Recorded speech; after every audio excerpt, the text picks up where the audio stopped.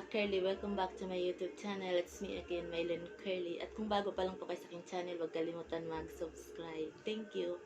For today's video, magluto po tayo ng sutanghon. Tapos haluan po natin ng pansit canton. Yan, pakita ko po sa inyo ang mga ingredients.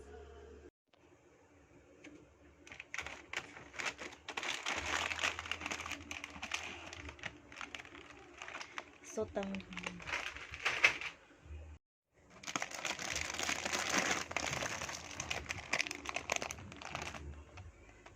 Pansit canton. Ayan, 3 hiwang pork chop, repolyo, carrots. Ayan. Ito po lahat ang mga sangkap natin. Hiniwa ko na po yung pork chop. Malinis na po yan. Lagyan natin ng patis. Patis.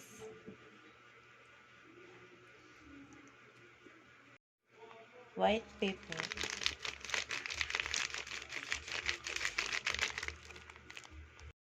Magic sarap.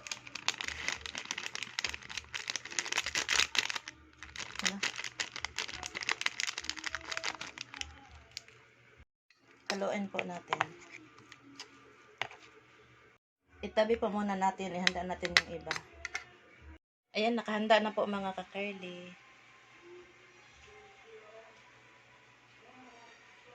Ayan, nagpakulo po muna ako ng tubig mga ka-curly kasi buhusan po natin yung sutanghon at saka pansit canton.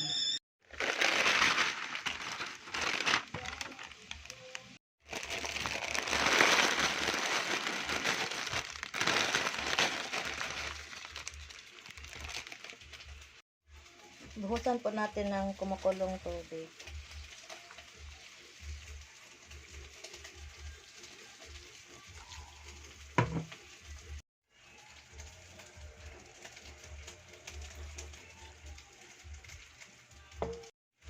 Mainit na tubig.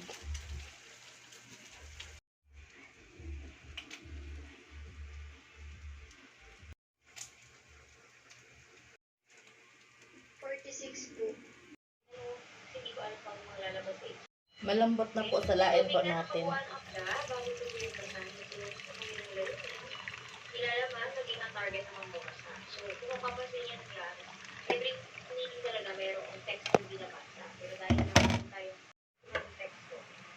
Ito yun. Pagkatapos masuri ang artikulo, familiar ba kayo sa junior high pa naman na naging marami ang sugal mo dito sa concept. Hindi ko siya nag-elaborate kasi bilang meron ng text. Baka lang naman na technically speaking, magpa-familiarize natin. Isangag muna natin.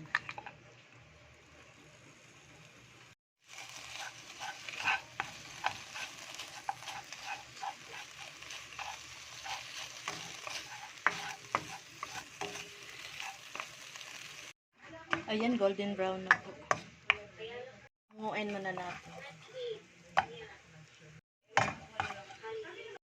Maglagay tayo ng kaunting oil. Garlic.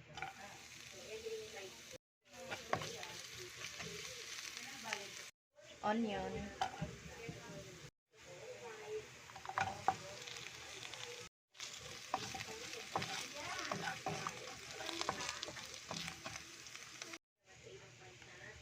Oyster sauce.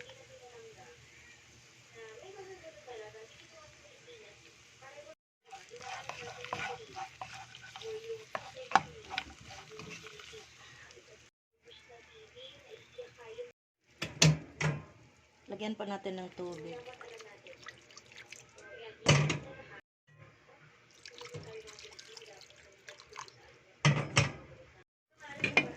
Takpan natin. Pork nor cube.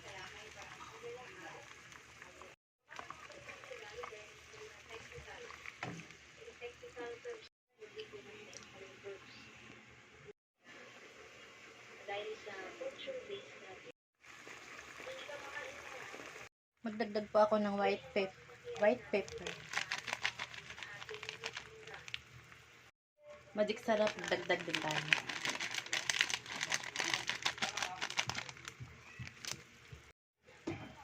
Toyo.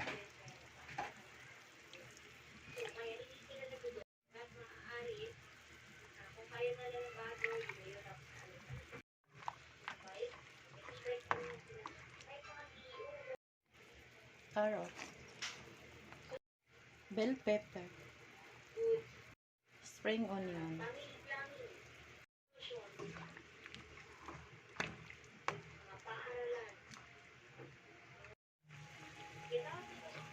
repolyo,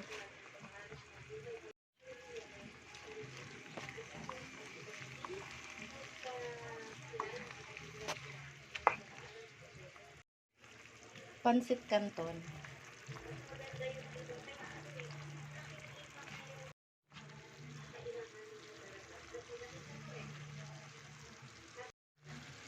sotanghon, haluin po natin.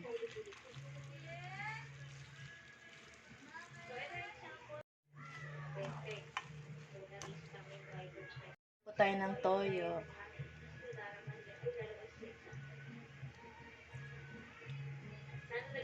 Lagay ng asin mga ka-Carly. Hindi pa ako naglagay ng asin mga ka-Carly. Ayan, naluto na po mga ka-Carly. Patayin na po natin.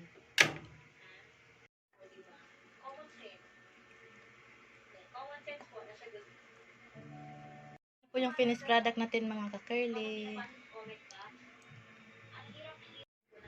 Thank you for watching and don't forget to like, share, and subscribe. Bye! Ang sarap!